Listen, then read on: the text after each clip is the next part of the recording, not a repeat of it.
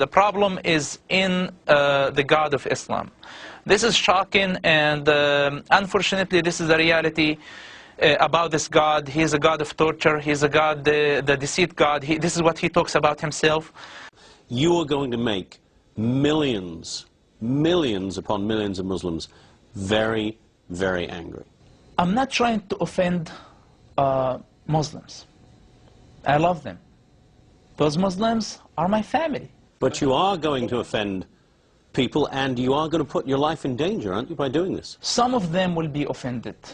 Some of them will be offended. But I am sure, I believe that many of them will wake up. Some of them will try to kill you. They will. They will. If they will kill me, they will kill this body. But the question, what about my soul? What about my ideas? What about my beliefs that I shared with everybody? Will they be able to kill this? I don't think so. These comments are coming from a man who is not just any Palestinian, but the son of Sheikh Hassan Youssef, one of the founders of Hamas. Mossab Hassan is also a young man who himself, until just a few years ago, was president of the Islamic youth movement. And his denunciations of Islam are harsh and startling. Every Muslim who read the Quran, if they allow themselves to listen to this Quran and believe in the same time that this is from God, I think they are sick and they need help. I believe that Islam is collapsing already.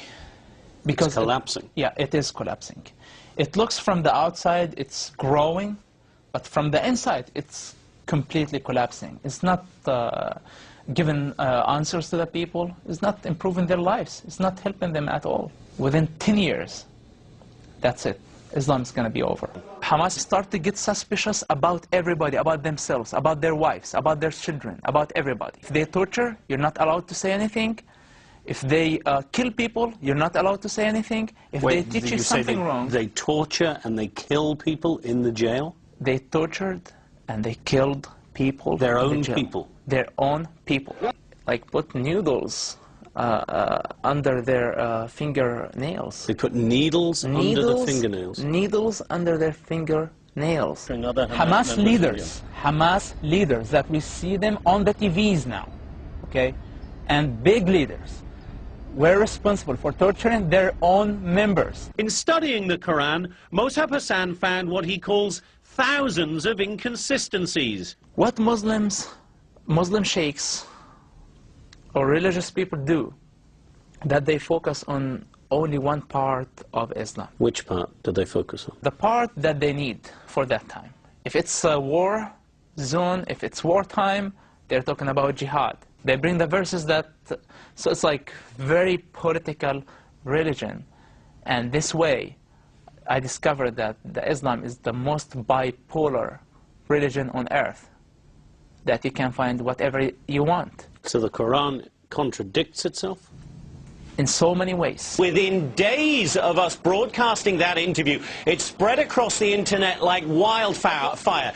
Days after that, Al-Qaeda itself stepped up in the absence of Hamas making any comment, criticized Hamas for allowing him to get away from the organization, and then concluded their internet statement by quoting the words of the Prophet Muhammad, chilling words. They said, "Whoever changes his religion, kill him." That being a reference to the fact that Mossab Hassan not only has left Hamas, but has now turned his back on Islam and converted to Christianity. I love Jesus immediately. Why? Love your enemy. That was the one that moved me from like deep and changed my life forever. I've been suffering for a long time. It's like my medicine became. It's not a drug. It's not given. It's not like Quran. Quran is a drug. The Quran is a drug, you say? Islam is a drug. To be honest with you, being killed is not the worst thing can happen to me. But if my soul is dead, if I feel the responsibility and I don't say a word of truth, I will die every day.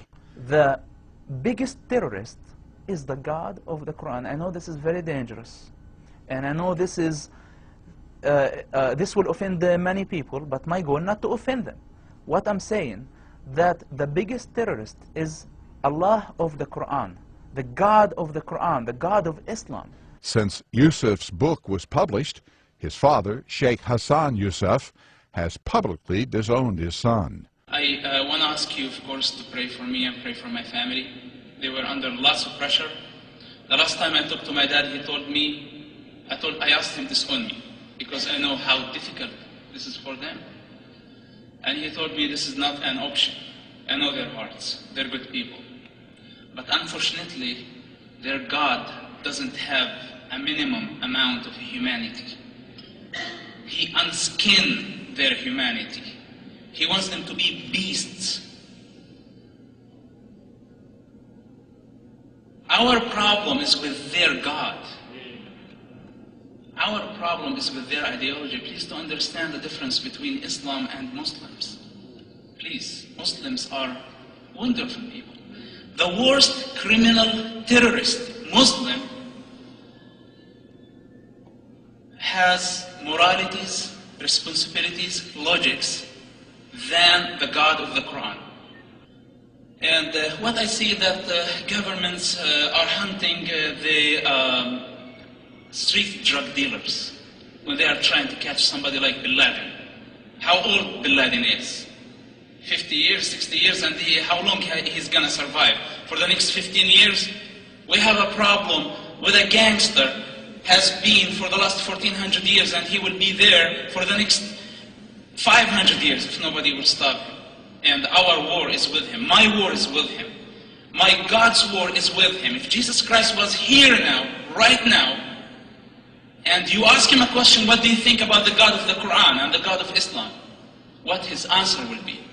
But I'm telling you, the problem is much bigger than Hamas. The problem is in the God of Islam. This is shocking, and unfortunately, this is the reality about this God. He is a God of torture. He is a God, the deceit God. This is what he talks about himself.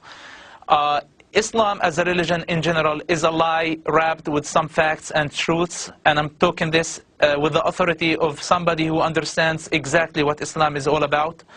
And it's the biggest lie in history, in my opinion.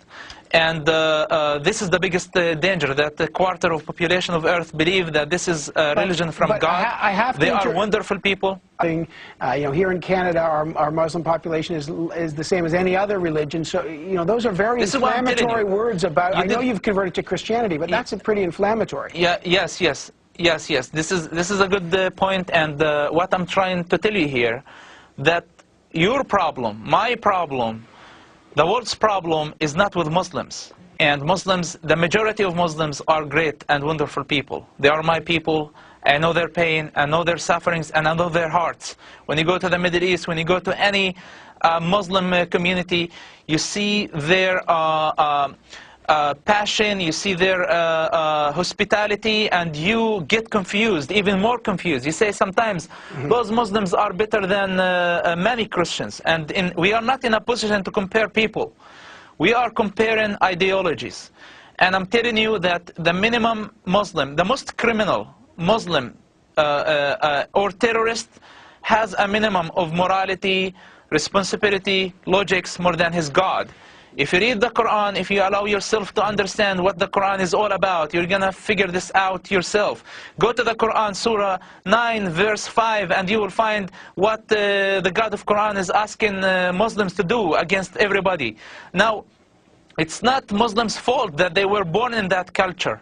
It's not their fault that they were born as Muslims. But what we're telling them, understand your religion before you are offended. Those are realities about their religion, and they need to recognize that. Your father is the leader of Hamas in the West Bank. Didn't you feel that you are betraying your family, betraying his confidence, betraying the idea he dedicated his life to? How did I betray him? By saving his life, for example? I'm not doing him a favor. This is my dad. I know I rather to die and he doesn't get hurt. I look like a traitor because I am doing what my people need, not what my people want. You decided at some point to leave Islam altogether, and you converted to Christianity, right? Yes, I converted to Christianity. I am a Jesus Christ follower, and let me tell you something. I am not a pro-Israeli and I'm not very fascinated by the work of the Israeli government of killing Gaza children or assassinating leaders and even terrorist leaders. It's very obvious that they're going to try and kill you till the rest of your days, and still here you are in Israeli television without disguise, without fear, and I ask myself whether this is courage or total craziness. Look, you are afraid when you do something wrong. When you don't do something wrong, when you believe in what you're doing, you're not afraid. Masoud Youssef, in behalf of myself and many, many Israelis, thank you very much, and thank you for this interview. Thank you. Musab is well aware that by speaking out, he could effectively be signing his own death warrant. But he shows no fear. They gotta kill my ideas first, which is like, that's it. They're already out. So how are they gonna kill my idea? How are they gonna kill my opinions that I have? This thing that they can do, they can't kill my body, but they can't kill my soul.